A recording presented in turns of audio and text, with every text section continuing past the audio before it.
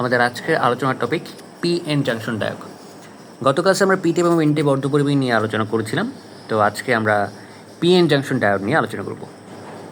সাধারণত আমরা P N junction diode নামটা শুনে মনে হতে পারে যে একটা পি টাইপ অর্ধপরিবাহী আর এন টাইপ অর্ধপরিবাহী, দুইটা অর্ধপরিবাহীকে একসাথে যোগ করে দিয়ে বুঝি পি এন জাংশন ডায়োড তৈরি করা হয়। বাট অ্যাকচুয়ালি ব্যাপারটা এমন না।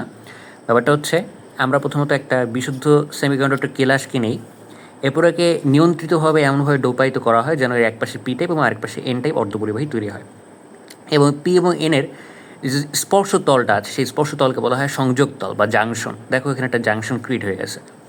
এখানে পি টাইপ অর্ধপরিবাহীতে আমাদের এখানে সংখ্যাগরিষ্ঠ আধান বাহক হিসেবে বিদ্যমান থাকে হচ্ছে হোল, এবং এন টাইপ অর্ধপরিবাহীতে সংখ্যাগরিষ্ঠ আধান বাহক হিসেবে বিদ্যমান থাকে হচ্ছে ইলেকট্রন।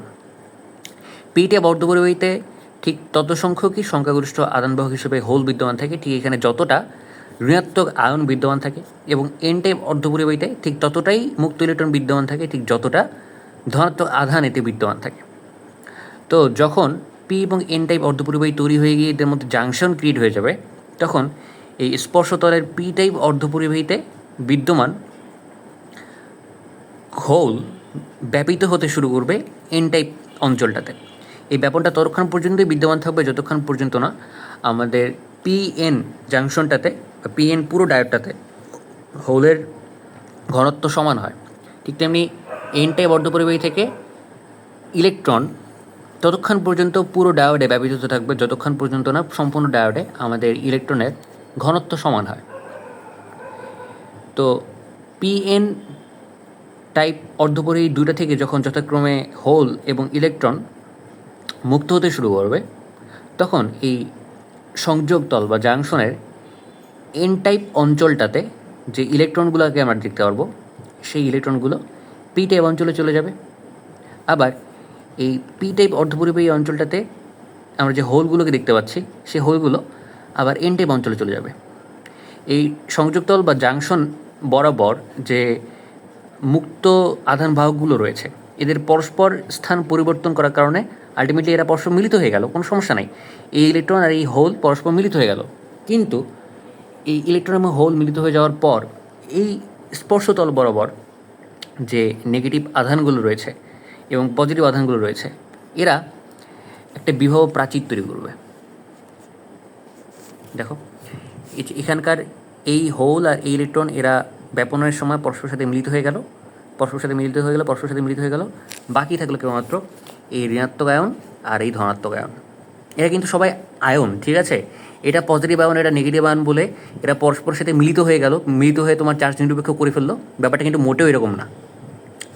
এন টাইপ অর্ধপরিবাহীতে সাধারণত আমরা কোন ধরনের ধাতু বা কোন ধরনের মৌল ব্যবহার করি, যাদের যোজনী 5, এবং পি টাইপ অর্ধপরিবাহীতে সাধারণত সেই সকল ধাতু বা মৌলই ব্যবহার করা হয়ে থাকে যাদের যোজনী হচ্ছে 3। তাহলে অ্যাকচুয়ালি এগুলো কিন্তু এক মৌলের আয়ন। সো মৌলের আয়নগুলো পরস্পরের সাথে মিলিত হয়ে একজন একজনকে ক্যান্সেল করে দেবে, ব্যাপারটা আবার এরকম করে চিন্তা করো না। অ্যাকচুয়ালি এই মৌলের আয়নগুলো এরা পরস্পরের সাথে কখনো মিলিত হতে পারবে না, অর্থাৎ এরা পরস্পরকে নিউট্রাল করতে পারবে না। এমন না যেটা এখানে ইলেকট্রন আছে, এখানে প্রোটন আছে। এরা অ্যাকচুয়ালি এক একটা মৌলের আয়ন। তো মৌলের আয়নগুলো যখন নিজেদের থেকে এই আধান বাহকগুলোকে পরস্পরকে দিয়ে দিল, এরা পরস্পর মিলিত হওয়ার কারণে এদের জাংশনে বা সংযোগতলে এইভাবে বিভব প্রাচীর তৈরি হবে, এবং এই বিভব প্রাচীরটার মান সাধারণত 10⁻⁸ থেকে 10⁻6 মিটার পর্যন্ত পুরু হয়ে থাকে। এখন এই বিভব প্রাচীরের মান বিভিন্ন সেমিকন্ডাক্টরের উপর ডিপেন্ড করে বিভিন্ন ধরনের হয়ে থাকে। এই বিভব প্রাচীরের বিভবের মান সিলিকনের ক্ষেত্রে হয়ে থাকে সাধারণত 0.6 থেকে 0.7 ভোল্ট, আবার জার্মানির ক্ষেত্রে এটাকে হয়ে থাকে 0.2 থেকে 0.3 ভোল্ট। এই অঞ্চলটাতে দেখো এখানে কিন্তু আর এই যে আয়নগুলো রয়েছে, সেই আয়নগুলোর নিজেদের কাছে চলাচল করার মতো আর কোনো আধান বাহক নেই। যেমন পি টাইপে আমাদের আধান বাহক হিসেবে কে থাকতো, হোল থাকতো, এবং এন টাইপ অঞ্চলে আধান বাহক হিসেবে থাকতো ইলেকট্রন। বাট এখানে দেখো এই পি টাইপ অঞ্চলটাতে যে হোলগুলো রয়েছিল, এই হোলগুলো আর এখানে নাই, অর্থাৎ এখানে কোনো আধান বাহক নাই। ঠিক তেমনি এই এন টাইপের মধ্যে যে ইলেকট্রনগুলো ছিল, সেই এন টাইপ ইলেকট্রনগুলো এখানে কিন্তু এই আধান বাহকগুলোর মধ্যে, মানে এই আধানগুলোর মধ্যে আর নাই। অর্থাৎ এই আয়নগুলো পুরোপুরিভাবে এদের আধান বাহকগুলোকে নিঃশেষিত করে ফেলেছে। যেহেতু এই অঞ্চলে আধান বাহক নিঃশেষিত হয়ে গেছে, এই জন্য এই অঞ্চলটাকে বলা হয় নিঃশেষিত অঞ্চল। তো এটি হচ্ছে পি এন জাংশন ডায়োডের সম্পূর্ণ স্ট্রাকচার। এখানে যে বিভব প্রাচীরটা তৈরি হচ্ছে সেই বিভব প্রাচীরটাকে বলা হয় সাধারণত, এই বিভব প্রাচীর বিভবের মানটাকে বলা হয় সাধারণত নি ভোল্টেজ। ঠিক আছে, এর পরবর্তীতে আমরা দেখব যে পিএন জাংশন ডায়োডে কীভাবে বায়াস তৈরি করতে হয়।